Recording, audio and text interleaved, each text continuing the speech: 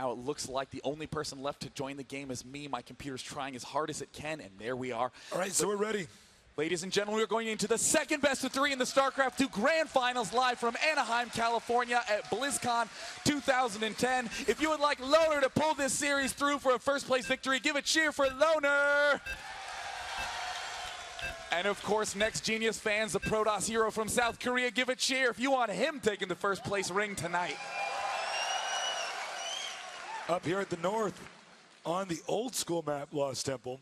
Of course, it's from StarCraft 1 and Warcraft 3, and now in StarCraft 2, we have Loner over here at the left as a Protoss is our Korean Nexgenius.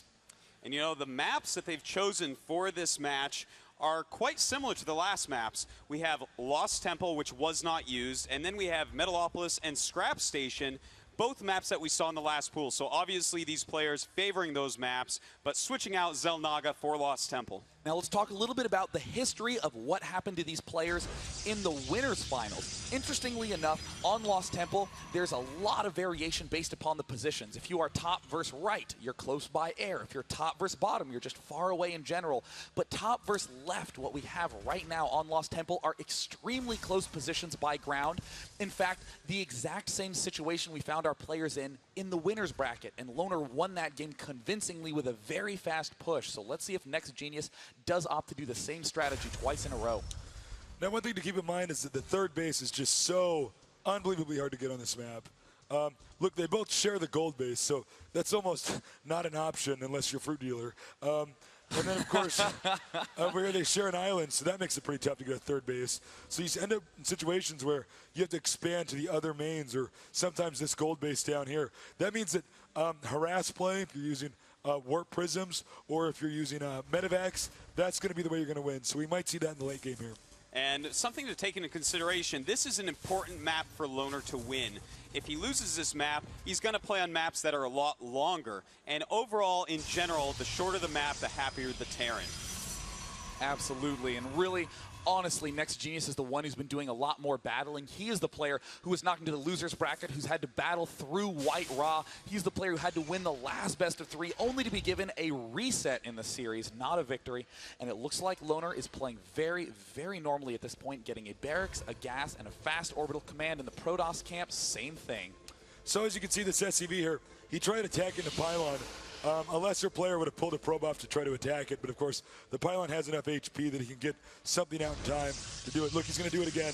Now, you guys might be thinking at home, well, so what? Why does it matter if he pulls up one probe when there's so many probes, many minerals? Well, at this high-level play, it really means a lot. It has a huge impact because they never miss a beat, people like this. They never forget to make an SCV. They never forget to make a probe. And if you pull a probe off mining, that's maybe 25, 50 minerals. Yeah. That's half a zealot. That's huge if you actually start having those numbers add up. And Loner might actually take out this pylon if he kept wailing away at it. But at the same time, looks like that scout is getting completely denied by Loner. And meanwhile, in Loner's base, doing the good old fast tech lab play on his barracks. We haven't seen him do this quite yet with a factory. No, this is something completely new from Loner. I can't wait to see what strategy he does. And whatever it is, it's something that Nexgenius has not seen him do yet. So this is like what we were talking about before Day 9. He's switching up his play a little bit. Absolutely, and it looks like, oh, a Marauder Hellion push, one of my absolute favorite openings in Terran vs. Protoss. Pressure is going to be on fast. Oh, this is a really good build. I think we saw OGS and Snare do this on the GSL. So, yeah. And he dominated with it. You can bust a ramp pretty quickly. That's right. You know, the Hellion, it does a lot of splash damage. The problem with just attacking with Marauders is the probes can come out and help. With the Hellion there, they really can't because the Hellion will clean up the probes so fast. So this is going to be a very strong attack. And with just one Sentry out and one Stalker, Nexgenius is going to be hard-pressed to hold this. Uh-oh, Hellion moving forward has already picked off that one probe. Nexgenius has a a third finished Sentry. It is nowhere near finished. He needs to throw down the force field to block everything from coming up. I don't know if that actually blocks. It looks like it barely does. He's just trying to buy himself time, and you see that Sentry is increasingly getting close to finish. His warp gate is almost done. He's going to get a huge surge of units. It looks like he's going to try to get up. Now, if this Sentry can get another force field, whoa, totally botched. Bad force field right there, but he is chasing down that one Hellion. In the meantime, the Marauders and Marines walking up the ramp a little bit, deciding to turn around, and Loner has taken an interesting tech switch back at home. Oh, wow, take a look at that. Swapping all these add-ons and stuff, and Command Center over here. That's right. It's like he's teching all at once, just switching everything up. Realized that that wasn't going to work out because of the Sentry, and it forced Nexgenius into making a lot of units, but already Nexgenius throwing up the Nexus. Very similar timing to the Command Center of Loner. These guys are mirrors. And I'm not so sure I like this very fast robotics bay by Nexgenius. The big mistake Protosses make is to get a little too reliant on the Colossus, not only because it looks so cool, but also because it does a ton of damage. But without those gateway units, it's so weak. Well, it looks like the Observer's seeing everything that Loner is up to. He is making that Banshee, which he loves so much. And, well, what do you think about this, Day 9? Well, I mean, this is a great example of how economy management creates really good opportunities for players. In the time that Loner was doing this push, while he was doing those swaps with the buildings, he's not spending any money because all his unit-producing structures are in the air. With that money saved up, he throws down a command center. It's all those little timings that make these players so strong, as they know when they have what kind of resource and how to spend it.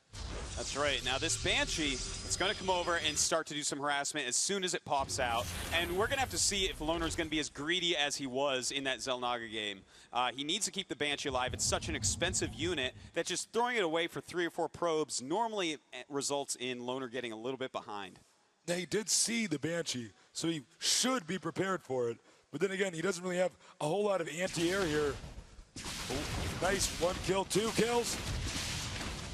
Looks like he's getting a 3rd. He's trying to go for the 4th. He does get it, and he smartly pulls away. This was the mistake he made on Xel'Naga Caverns, being too aggressive with that Banshee. But 4 kills on probes is still 4 free kills. Oh, and look at this. 5. Beautiful by Loner, just flying that Banshee all over the place, trying to be unpredictable with it. But there are a lot of stalkers out. I wish that Loner would run this Banshee away, but it looks like, will he lose it? 10 hit points. Amazing. And it looks like he is going to go ahead and repair this unit while he walks up with siege tanks, marauders, and marines in a medevac.